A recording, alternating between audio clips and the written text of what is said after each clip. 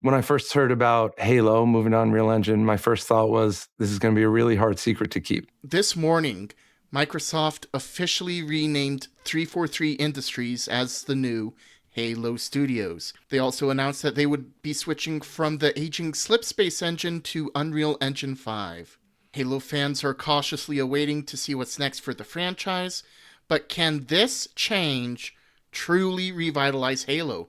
And more importantly, what can the developers learn from the success of games like Warhammer 40,000 Space Marine 2? Halo Studios claims that the switch to Unreal Engine 5 isn't just about upgrading graphics. They claim that it represents a complete overhaul of how Halo games are made. Unreal's Nanite and Lumen technologies offer Halo Studios the ability to allegedly create larger and more detailed environments than ever before.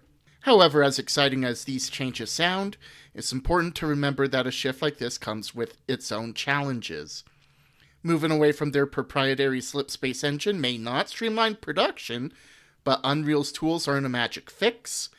The transition could introduce unforeseen technical hurdles that delay future releases, which at this point is a very big issue that Halo fans are all too familiar with. Granted, all the issues seen with Halo Infinite so far are built on the Slipspace engine, so maybe throwing out the baby and the bathwater may be what it needs to make sure that Halo games are produced in a swift and more controlled manner. So what can Halo learn from the success of Space Marine 2? First and foremost, combat fluidity. Space Marine 2 excels in combining brutal melee attacks with ranged shooting, all while maintaining smooth transitions between the two. In Halo's case, this could elevate its iconic combat, which has long been defined by Master Chief's versatility on the battlefield. But while Space Marine 2's approach to combat is thrilling, Halo must ensure that it doesn't lose its identity. With all kinds of different shooter games popular right now, there's a danger in borrowing too much from other franchises and diluting what makes Halo unique. However, original fans could claim that this has already occurred given some of the major changes to combat that took place from the transition from Halo 4 to Halo Guardians. Another lesson Halo Studios can take from Space Marine 2 is the power of scale.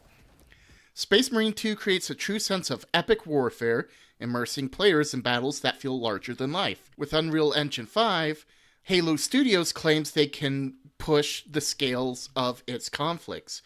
This also raises a key concern. Can they still maintain the intimate player-driven experience Halo fans have come to expect? Or will these grand spectacles come at the cost of the series' beloved sandbox elements like Halo Infinite did on day one? Where's the beef? In Space Marine 2, the scale of battles is immense. Halo still needs to tread carefully. Bigger isn't always better.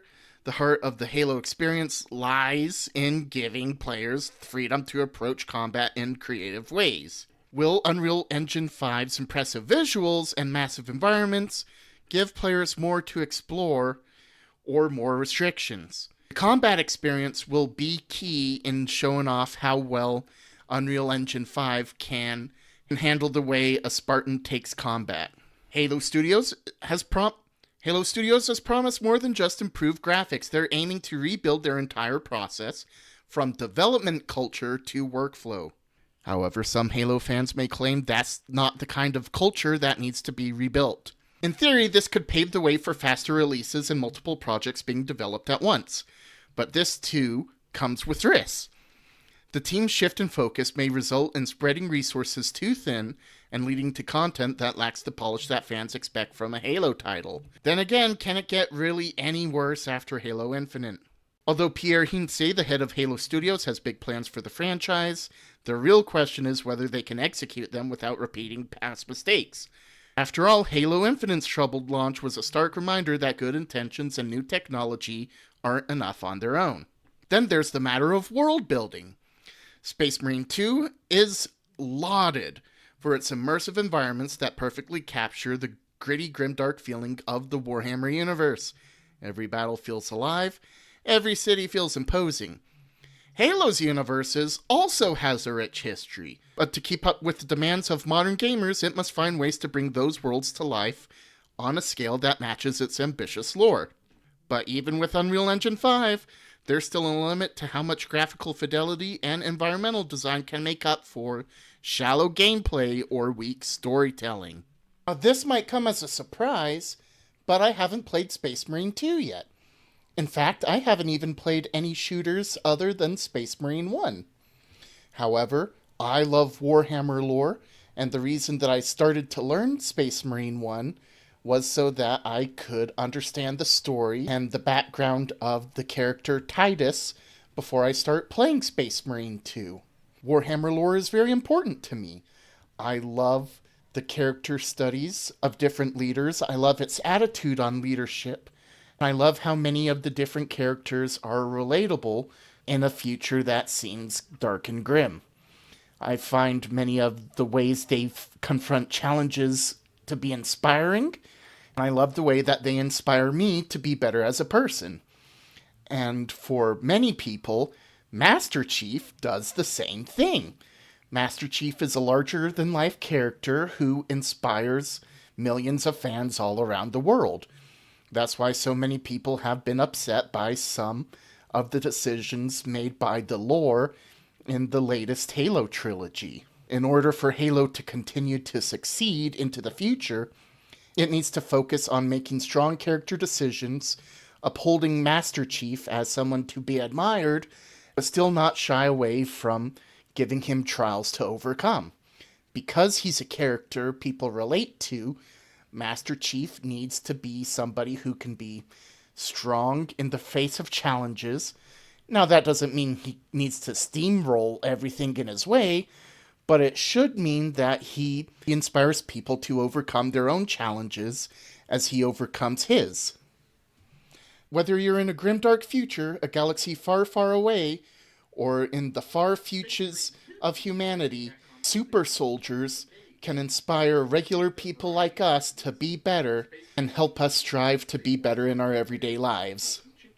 As controversial as many of the character choices of Master Chief in the new Halo trilogy and the Paramount TV show have been, many of them could have worked if there was more thought and care into showing how they impacted Master Chief as a person, as well as what that meant for his characterization. Building him up as a character, by proxy, builds up the audience. Tearing down Master Chief, by proxy, tears down the audience. Respect for the lore and respect for the character is paramount, pun unintended, for Halo Studios to keep in mind moving forward. As Halo Studios moves into this ambitious new phase with Unreal Engine 5, the potential is vast, but so are the risks.